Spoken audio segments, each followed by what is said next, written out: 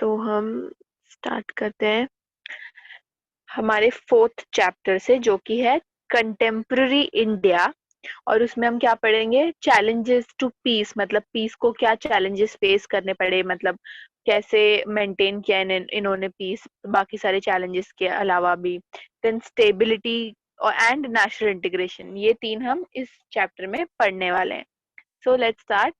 A democratic society is likely to have a diversity of views। इसका मतलब democratic society क्या होता है, जहाँ लोगों को सब बोलने का हक है, मतलब for the people by the people जो हम बोलते हैं, वो दीदी उनका हक है।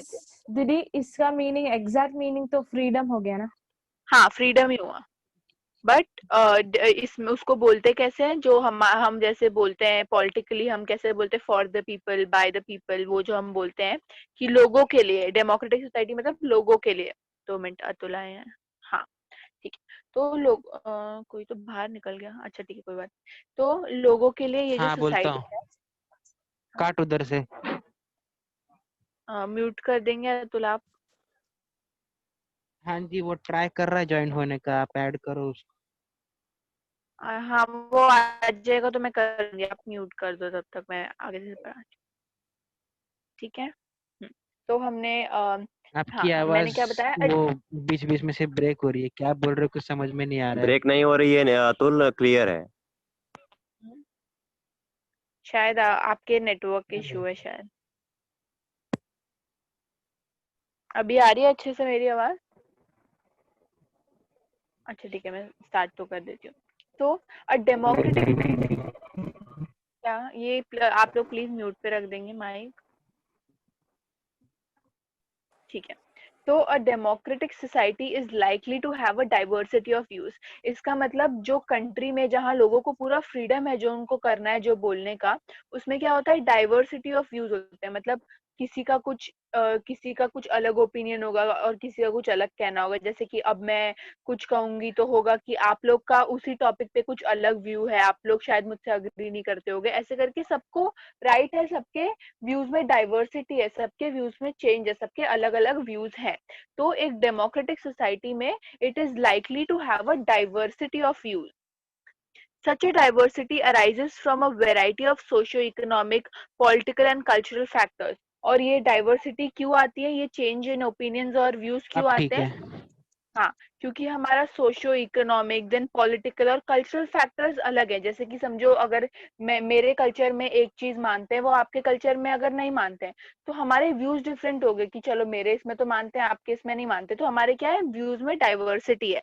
तो क्यों डाइवर्सिटी है? क्योंकि हमारे कल्चर डिफरेंट है, हमारी सोशियो इकोनॉमिक कंडीशन डिफरेंट है, और हमारे पॉलिटिकल फैक्टर्स भी डिफरेंट है।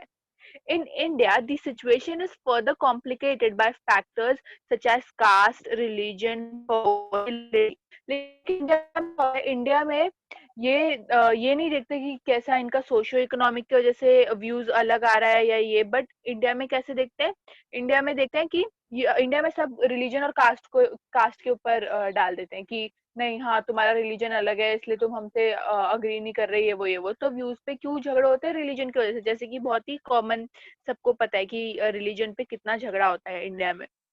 तो इंडिया में क्या कॉम्प्लिकेट करता है, कास्ट समझ के कॉम्प्लिकेट कर देते हैं, रिलीजन, फिर पॉवर्टी और इलिटरेसी। इलिटरेसी मतलब अनपढ़ को, जो जिन्हें नहीं पढ़ा है उनको, एजुकेटेड वाले उनके और एजुकेटेड वाले के व्यूज दोनों के अलग हो गए। हो सकता है जो नॉन एजुकेटेड है, जिसने पढ़ा नहीं है, वो सोचता होगा कि यार ये कैसे छोटे छोटे कपड़े पहन सकते हैं ऐसे करके। लेकिन जो एजुकेटेड है, उसने तो पूरा पढ़ा है, उसने तो दुनिया देखी है, और तो उसने क्या, उसको क्या लगता होगा कि हाँ ये तो फैशन है ऐसे करके। तो दोनों के व्यूज में क्या हो रहा है, डिफरेंस हो रहा है। तो दीदी, क्यों? हाँ हाँ बोलो। क्रीड भी हो सकते हैं ना? आपकी आवाज नहीं आ रही क्या? दीदी, हाँ हाँ हाँ बोलो। क्रीड, कास्ट, क्रीड, हाँ, रीजन, ये सब हो कास्ट, सकता क्रीड, हाँ रिलीजन, सब, रेस, पॉवर्टी, लिटरेसी, ये सब इंडिया में होता है। है। ठीक हाँ, है। ओके। हाँ, और लिंग्विस्टिक डाइवर्सिटी मतलब लैंग्वेज में, अलग अलग लैंग्वेज जो सब बोलते हैं उस पे भी लोगों के व्यूज डिफरेंट होते हैं। ठीक है, लिंग्विस्टिक डाइवर्सिटी मतलब अलग अलग लैंग्वेजेस बोलना। The country has witnessed many disturbances. क्या हुआ? हाँ, थैंक यू। तो दी country has witness many disturbances, जैसे कि मैंने आपको बताया कि इंडिया ने बहुत सारी डिस्टर्बेंसेस फेस किए हैं, जैसे कि स्टूडेंट्स के आंदोलन की, मतलब डॉक्टर्स के आंदोलन, लेबर्स के आंदोलन सबके, फिर भूख हड़ताल, फिर कास्ट के बीच में लड़ाई रायट्स की, यार इसको ऐसे जैसे हमारे टिपिकल इंडियन फाइट्स होते हैं। तो ये सब बहुत फेस किया है इंडिया ने। A lack of good governance and poor implementation of laws are the major factors for public disorders. लेकिन ये सब हुआ क्यों? क्योंकि एक अच्छा गवर्नेंस, एक अच्छा उनको गवर्न करने के लिए एक लीडर, एक अच्छा पार्टी, एक अच्छी गवर्नेंस नहीं मिली, और बहुत ही पुअर इम्प्लीमेंटेशन ऑफ लॉज था। मतलब अभी भी बहुत सारे लोग, जैसे अभी बोला है कोरोना में कि बाहर मत जाओ, घर पर रहो, तुम्हारे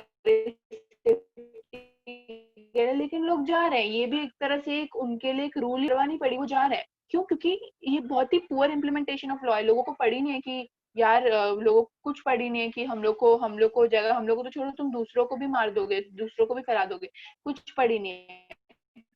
तो ये सब हमारे देश में ये सब क्यों होता है? इतने आंदोलन, इतनी मारपीट, इतना वायलेंस क्यों होता है? बिकॉज हमारे पास we are lacking a good governance and poor implementation of laws की इम्प्लीमेंटेशन बहुत पुअर है। तो और ये है major factors for public disorder. Public order, stability and peace implies a harmonious state of society. It implies the absence of disturbance, riot, revolt and lawlessness.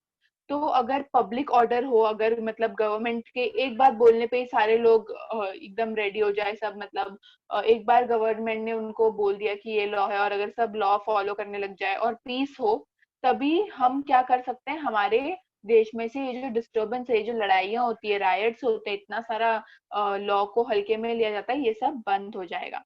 Maintenance of law and order is universally recognized as the prime function of the state. तो state का prime function क्या है, main function क्या है? कि maintenance of law and order होना चाहिए। मतलब लॉ का मेंटेनेंस और उनके ऑर्डर को, सिटीजन ऑफ इंडिया का ये काम है कि आपको, सिटीजन ऑफ इंडिया नहीं, सारे सिटीजन का काम है कि लॉ फॉलो करना है। तो maintenance of law and order universally क्या है? एक मेन फंक्शन है स्टेट का। Peace and stability are one of the crucial requirements for the political, economic and socio-cultural development of the state. अब स्टेट के डेवलपमेंट के लिए क्या इंपॉर्टेंट है? पीस होना चाहिए और स्टेबिलिटी होना चाहिए। पता चला पीस है ही नहीं, यहाँ पर तो सबने वर्ल्ड वॉर चालू कर दिया, तो क्या होगा? कैसे हमारा डेवलप होगा? स्टेट हो या कुछ भी, इधर इंडिया में अगर अपने आप में वर्ल्ड वॉर करने लग गए, तो फिर कैसे हमारा, हाँ, तो फिर कैसे हमारा स्टेट डेवलप होगा? The lack of it is likely to lead to divisive tendencies in the state. It is the function of the state to ensure that there is a peace and stability and that the nation remains united. तो अभी ये किसका function है? State का function है कि वो make sure करे कि हमारे इधर हमारे इंडिया में कुछ ज्यादा वायलेंस नहीं होना चाहिए और पीस मेंटेन होना चाहिए। ये काम किसका है? स्टेट का, ताकि पूरा नेशन यूनाइटेड रहे। In any state, there are likely to be diverse groups in the society. Establishment of a dialogue between them is also an initiative that the state would be expected to take. तो कोई भी state में देख लो, diverse groups तो होते हैं। मतलब जैसे इधर हैं तो कितने डाइवर्स ग्रुप्स होंगे? मतलब समझो मैं हिंदी बोलती हूँ, कोई उर्दू बोलता होगा, फिर कोई मलयाली, कोई तमिल, तेलुगु, ऐसे सब सब इतने सारे डाइवर्स ग्रुप्स हैं हमारे इंडिया में। सबसे डाइवर्स ग्रुप्स हैं इंडिया में कि कितने सारे लैंग्वेजेस बोलते हैं, कितने सारे कल्चर फॉलो करते हैं। तो डाइवर्स ग्रुप्स तो है, और स्टेट का एक काम बनता है कि वो ऐसे लॉज बनाए और उनका भी इंटरेस्ट देखे कि ऐसा नहीं कि सिर्फ एक ही रिलीजन के लिए या एक ही सोसाइटी के सेक्शन के लिए, ऐसा नहीं। स्टेट का एक काम है कि सबको। हाँ हाँ, बोलो बोलो। दीदी आपका वॉइस है ना बीच में से कट रही थी, तो फिर से बोल सकते हो जो अच्छा, अभी जो बोला। अभी अच्छा ठीक है। तो स्टेट में क्या डाइवर्स ग्रुप्स होते हैं? अब डाइवर्स ग्रुप्स क्या होते हैं? डाइवर्स ग्रुप्स वो होते हैं जो अलग अलग कल्चर फॉलो करते हैं, अलग अलग लैंग्वेजेस बोलते हैं। जैसे कि मैंने एग्जांपल दिया कि मैं जैसे हिंदी बोलती हूँ, कोई डिफरेंट डिफरेंट टाइप्स के लोग हैं इंडिया में, और स्टेट का ये काम बनता है, स्टेट का ये रिस्पॉन्सिबिलिटी है कि सबको इक्वल, किसी का कलर ये है, गोरा है तो उसको दे दो, ऐसे करके कभी नहीं है, सबको इक्वल राइट्स मिलने चाहिए। तो ये स्टेट का काम है कि स्टेट को इंश्योर करना है कि सबको मैं इक्वल राइट्स दूं, वो किसी के साथ भी अनइक्वालिटी नहीं कर सकता है, ये स्टेट के अगेंस्ट है। ठीक है, this is the process of nation building and national integration.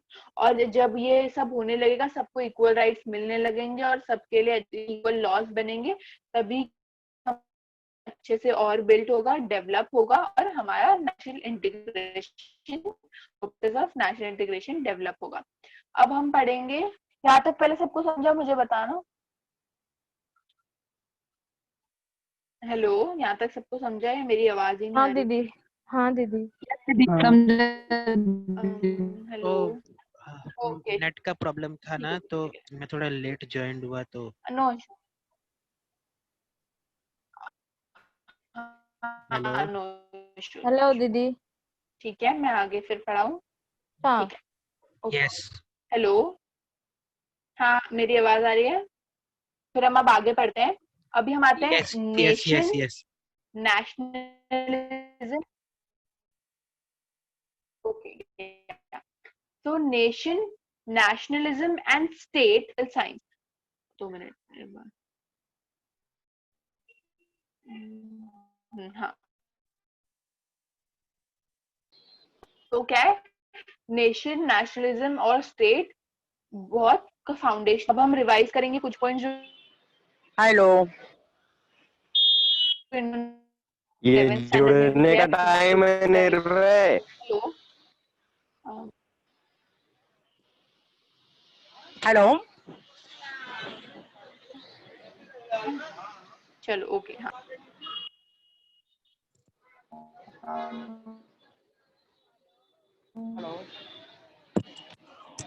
Mute दीदी yourself, please. Name the company that is bound together by a hello, मेरी आवाज आ रही है? बोलिए प्रीति, बोलिए, आ रही है। मेरी आवाज आ रही है? नहीं आ रही है। आ रही Your है, voice लेकिन is breaking. कट कट के Your आ रही voice is breaking. है। आविष्कार, मेरी hello. Your voice is breaking. अभी अभी अभी हाँ अभी हाँ, अभी आ अभी रही है। है। अभी क्लियर है, हाँ अभी तो ठीक है। क्लियर है। ठीक है, ठीक है, ठीक है। तो फिर आज तो कुछ ज्यादा ही नेटवर्क इश्यू, कोई बात नहीं। तो फिर आज अब क्लास में भी नेटवर्क का प्रॉब्लम था बहुत। है ना, हाँ पता नहीं, मेरा भी बहुत प्रॉब्लम हो रहा है। ठीक है, कोई बात नहीं, चलो ओके। तो अभी हम क्या पढ़ेंगे? अभी हम पढ़ेंगे नेशन के बारे में, नेशनलिज्म के बारे में और स्टेट के बारे में। ठीक है, तो पहले पढ़ते हैं नेशन के बारे में। नेशन क्या है? So nation is a community that is bound together by a feeling of unity and oneness based on certain factors. तो नेशन क्या है? एक कम्युनिटी है, जैसे हम सारे ह्यूमन बींग्स हैं, एक ह्यूमन बींग्स की कम्युनिटी है, वैसे नेशन क्या है? एक कम्युनिटी है जो साथ में क्यों जुड़ी है? क्योंकि उनके उनके अंदर एक फीलिंग ऑफ यूनिटी है, एक एकता की फीलिंग है कि साथ में आएंगे, तो वो एकता की फीलिंग है, इसलिए नेशन उनमें क्या है? They are bound together by a feeling of unity and oneness, मतलब एकता की feeling. So they they are people who identify socially, culturally, politically and want to establish a separate identity, 2 minute, हाँ, want to establish a separate identity for themselves. तो ये लोग कौन है जो नेशन में ऐसी फीलिंग ऑफ यूनिटी लाते हैं? दे आर पीपल जो वो आइडेंटिफाई, जो सोशली, कल्चरली, पॉलिटिकली उनको क्या करना है? उनको अपनी खुद की आइडेंटिटी बिठानी है कि मेरी एक खुद की पहचान होनी चाहिए, ऐसे करके। There is a sense of oneness that is psychological and born out of commonness of culture, ethnicity, religion, language, history etcetera. तो क्या है उनके मैंने बोला ना, एकता की फीलिंग है कि मतलब साथ में रहेंगे, यूनिटी रहेगा, वैसा एक फीलिंग है। क्यों? क्योंकि जैसे कि हिस्ट्री पे अगर हम इंडिया का देखें कि इंडिया पे हिस्ट्री के बेस तो क्या है, ब्रिटिशर्स आए थे, रूल किया था। और सिर्फ ऐसे ही नहीं कि किसी एक रिलीजन ने, समझो किसी सिर्फ बंगाली ने ही हमें फ्रीडम दिलाया था, ऐसा नहीं, सारे रिलीजन्स, चाहे वो कुछ भी हो, चाहे मुस्लिम हिंदू जो भी हो, सबने मिलके हमें फ्रीडम दिलाया और उनकी वजह से हम आज फ्री है, हम आज इतने डेमोक्रेटिक कंट्री में बैठे हैं क्योंकि सबने मेहनत की है और हमें फ्रीडम दिलाया है। तो और उनमें क्या है, उनने नहीं सोचा कि अरे ये तो अलग कास्ट का है तो यार इसके साथ तो मुझे फाइट नहीं करना है, इनके अगेंस्ट ये वो नहीं सोचा। उनके अंदर क्या थी, एक फीलिंग ऑफ यूनिटी थी कि हमें साथ में ही जीतना है, क्योंकि जैसे हम कहते हैं united we stand divided we fall. अगर हम साथ में रहे तो हम खड़े रहेंगे, अगर हम अलग हो गए तो हम गिर जाएंगे, उसका मतलब ये होता है। तो इसलिए एक फीलिंग ऑफ वननेस है कि हम सब यूनाइटेड रहेंगे। तो ये जो फीलिंग जिसमें है वो सारे लोग क्या बनाते हैं, एक नेशन बनाते हैं। ठीक है, अभी नेशन सबको समझा है, किसी को कुछ डाउट है? नेशन समझा। ओके ठीक है, तो वो नेशन, हाँ ठीक है ओके। हाँ आते हैं नेशनलिज्म पे। So nationalism is a sense of political identity. They gain a sense of identity and self-esteem by this identification. It is a force that creates the feeling of oneness in a community based on ethnicity, race, religion, language or any other factors. तो nationalism क्या है? Nationalism है एक political identity का sense, मतलब it is a sense of political identity, जो आपकी political identity है वो।